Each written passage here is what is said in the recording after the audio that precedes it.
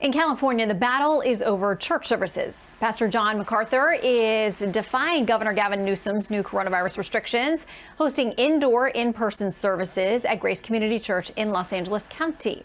Pastor says he's apparently been warned he could face fines or even arrest if he carries on, and yet he does. Pastor John MacArthur joins us live to talk about that. Pastor, good to have you with us. Thank you, Shannon. My pleasure. Okay, let me start with this headline, a piece written by a doctor. He says churches could be the deadliest places in the COVID-19 pandemic. He says the combination of singing in close quarters and decreased ventilation is nothing short of a petri dish or cell plate for viral growth. What worries do you have or not have regarding, the reality of this particular virus, which seems to be very contagious? Well, there are two ways to answer that. As far as our church goes, we have no one in our church, and we're a church of 6,000 to 7,000 people that we know of who's had any effect if they've had COVID. We don't even know of only a handful of people who had COVID and they were without symptoms. So we've had no issues there. In the state of California, the statistics are about 8,500 to 9,000 people have died out of 40 million.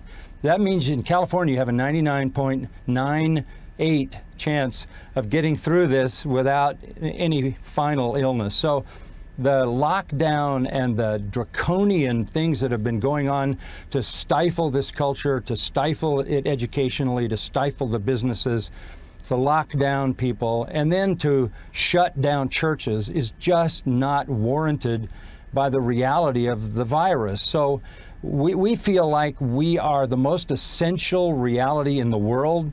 Look, Jesus is Lord. That is the Christian confession. It's always been our confession since he rose from the dead. Jesus is Lord. He's Lord of the universe, and he's Lord and head of his beloved church, which he redeemed with his own blood. He is the head of our church. Governor Newsom is not the head of the church. Mayor Garcetti is not the head of the church. We respect them for their temporal officer leadership in our government, that when they move into the life of the church and tell the church what it can do, they're usurping a role that they don't have. The Constitution doesn't give them the power to do that, and they don't certainly have the spiritual power to do that, to usurp the place that only Jesus Christ has over his church. Okay, let me read you something quickly from another pastor there in California. He says, first of all, I want to stand with Pastor MacArthur in affirming the vital importance of corporate worship. But he says it comes down to four things: the importance of worship, love for neighbor, obedience to government, and maintaining a good witness. He says, what concerns me about defying the state order right now is that it seems to prioritize number one, the importance of worship, is at the expense of 2 through 4, loving your neighbor, being a witness, and obedience to the government. What do you think about those concerns? Well, first of all, we are a church that has a reputation for the last 50 years of obeying the government. We are a friend to this society, to every level of this society. We have been given awards and accolades and plaques from the city government, the police department, all in authority, because they recognize what an honorable congregation this church has been. But never before has the government invaded the territory that belongs only to the Lord Jesus Christ and told us we can't meet, we can't worship, we can't sing.